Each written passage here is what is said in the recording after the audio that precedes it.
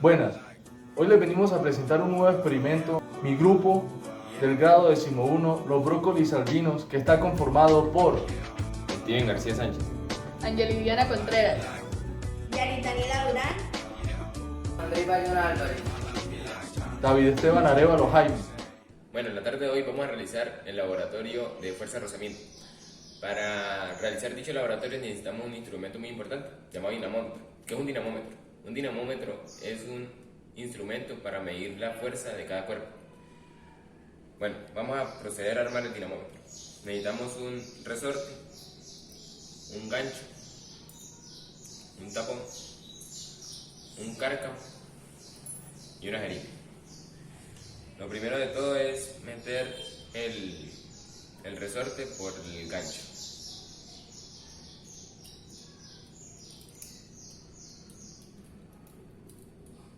Después que tenemos esto, lo metemos en la jeringa.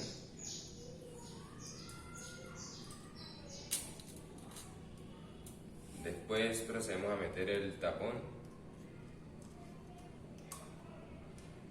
Y lo último, el cárcamo.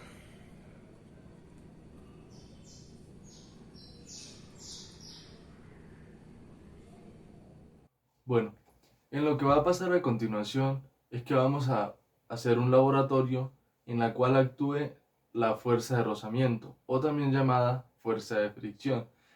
¿En qué se basa? Que es la fuerza que existe entre dos superficies ásperas en contacto que se opone al deslizamiento. Como ya saben, pues es sobre fuerzas de rozamiento, y para desarrollar esto necesitamos un bloque de madera con un peso que se conozca y un pedazo de lija con otra superficie. ¿Para qué? Para que el pedazo de madera se deslice sobre esa superficie que vamos a agarrar, y la lija la vamos a pegar a una de las caras del bloque. También, para desarrollar este laboratorio necesitaremos de un dinamómetro casero, puede ser, que se puede realizar uno mismo con una jeringa, como lo ven. Entonces, empecemos. Bueno, empezaremos realizando el laboratorio con la primera cara, la cual veremos cuánta fuerza se necesita para poder deslizar el bloque por la superficie de madera que está acá. De esto sacaremos tres medidas.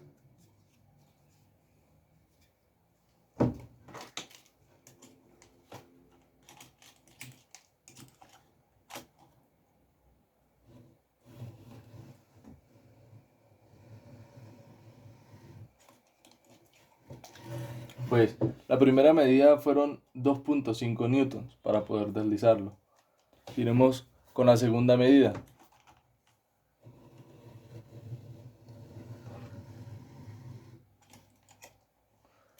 La cual la segunda medida vuelve a ser igual a la anterior.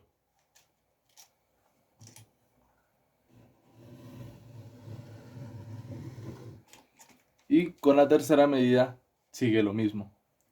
Ahora, ahora agarremos este lado de la cara del bloque y realizaremos lo mismo.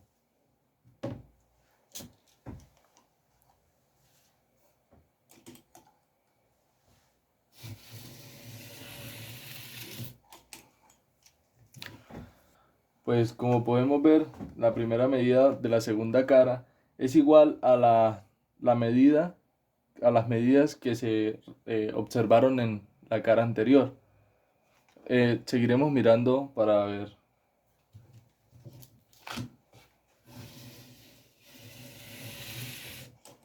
Esa fue la segunda medida y terminaremos con la tercera.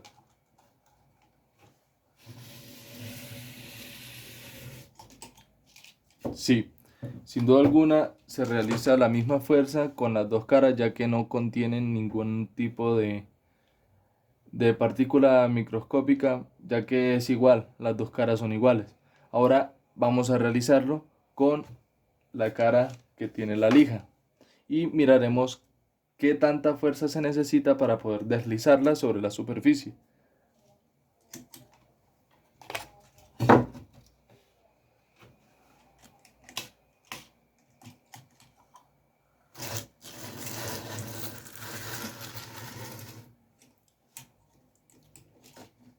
Bueno, pues la primera medida se necesitó una fuerza de 5 newtons. Miraremos a ver cuál es la segunda medida.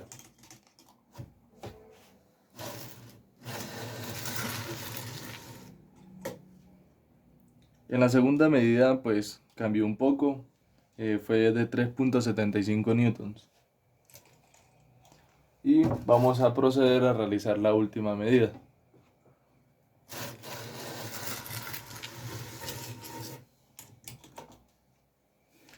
La última medida fue de 3.75 a 5 newtons la fuerza, pero al finalizar siempre fue de 3.75, la cual es la fuerza que se necesita para poder deslizar el bloque por la cara de la lija sobre la superficie de madera. Bueno, ahora vamos a dar solución a, al relleno de la tabla número 4 con base en las tres primeras tablas. Entonces, primero debemos hallar el promedio de la fuerza en la tabla número 1, que pues en las cuatro medidas fue 2,5, por lo que el promedio de la fuerza total también será de 2,5 newtons. Para la tabla 2, la misma situación. Como las tres medidas de la fuerza fueron de 2,5 newtons, el promedio también será de 2,5. Para la tabla 3 hay un poco de diferencia, pues la primera medida fue de 5 newtons, luego fue de 3,75 y luego de 3,75. Al sumar la 3 y dividirla entre 3, el promedio de fuerza fue de 4,16 newtons. Ahora vamos a llenar la tabla número 4. Entonces, el peso del bloque siempre va a ser el mismo, que fue de 5,58 newtons. Bueno, ahora vamos a ver cuáles fuerzas son las que actúan sobre el cuerpo en cada parte del procedimiento, los tres procedimientos. Entonces, decimos que en el procedimiento 1, al pasar el cubo sobre una superficie horizontal sin lija, en este caso madera, pues van a actuar sobre este cuatro fuerzas. Su peso, W, la fuerza normal, N, la fuerza aplicada, F, que solo va a tener una componente en X, pues la fuerza fue aplicada horizontalmente, y la fuerza de fricción, que va en oposición a la fuerza aplicada. Para el procedimiento 2, donde se coloca otra cara del cubo sobre la misma superficie anterior, también van a actuar sobre las mismas cuatro fuerzas.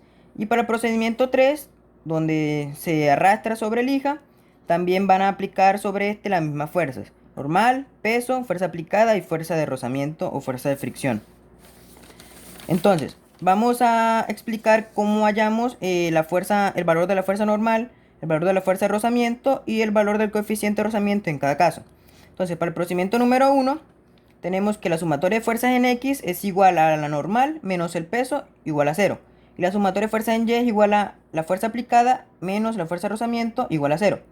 Entonces, para hallar el valor de la fuerza normal, tenemos que la ecuación que de sumatoria de fuerzas en X, despejamos la fuerza normal y tenemos que esta va a ser igual al peso, es decir, igual a 5,58 newtons. Aunque va a tener la misma magnitud, pues se supone que esta va a ir en sentido contrario, es decir, hacia arriba. Entonces, para el valor de la fuerza de rozamiento, lo mismo, pero con la ecuación de sumatoria de fuerzas en Y. Despejamos fuerza de rozamiento y tenemos que esta va a ser igual a la fuerza aplicada. Nuevamente va a tener la misma magnitud, 2,5 newtons, pero sentido contrario. Ahora, para hallar el valor de M, que en este caso es el coeficiente de rozamiento, tenemos la fórmula que nos dice que la fuerza de rozamiento es igual al coeficiente de rozamiento por la fuerza normal. Despejamos el coeficiente de rozamiento y nos queda que va a ser igual a la fuerza de rozamiento sobre la fuerza normal. Es decir, 2,5 newtons sobre 5,58 newtons, que nos va a dar un total de 0,44. Cabe destacar que el coeficiente de rozamiento siempre va a estar entre 0 y 1. Bueno, para el segundo procedimiento fue lo mismo, pues la fuerza aplicada también fue la misma y el peso del cuerpo también fue el mismo. Entonces, ahora para el tercer procedimiento, donde se arrastra sobre lija. Nuevamente, la sumatoria de fuerzas en X va a ser igual al normal menos peso igual a 0. Y sumatoria de fuerzas en Y va a ser igual a fuerza aplicada menos fuerza de rozamiento igual a 0. Entonces, para el valor de N, nuevamente va a ser igual al peso, que va a ser igual a 5,58 newtons, la misma magnitud, pero con sentido contrario. Para hallar el valor de la fuerza de rozamiento, aquí también volvemos a hacer lo mismo, la ecuación de sumatoria de fuerzas en Y. y esta va a ser igual a la fuerza aplicada. Pero en este caso, como la fuerza aplicada fue de 4,16 newtons, la fuerza de rozamiento también va a ser de 4,16 newtons, pero en sentido contrario.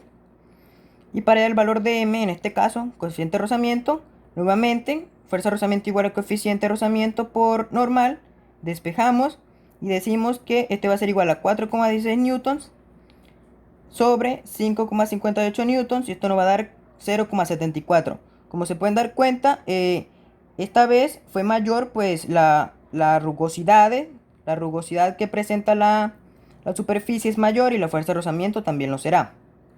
Cabe destacar que el coeficiente de rozamiento no tiene unidades, pues es una medida adimensional. Primera pregunta, ¿en qué caso es mayor la fuerza de rozamiento? La que presenta mayor fuerza de rozamiento en este caso es la tercera, porque el cubo se tiene que pasar sobre una lija, y la lija es una superficie con mucha rugosidad, y esta rugosidad hace que se genere una mayor fuerza de rozamiento, por lo que el cuerpo se detendría más rápido cuando vaya en movimiento, o se tendría que aplicar una mayor fuerza para que éste se siga moviendo. Segunda pregunta, ¿cómo es el coeficiente de rozamiento m en los diferentes casos? Para el primero y segundo procedimiento, que son sobre la misma superficie, en este caso la madera, estos tendrían el mismo coeficiente de rozamiento, el cual va a ser igual a 0,44. Mientras que para el tercer procedimiento, como es lija y pues como va a haber mayor rugosidad, va a haber mayor fuerza de fricción, y el coeficiente de rozamiento va a ser mayor, y en este caso pues sería de 0,74. Tercera pregunta, ¿qué podemos decir de la medida registrada en el dinamómetro una vez que el objeto ya se ha puesto en movimiento?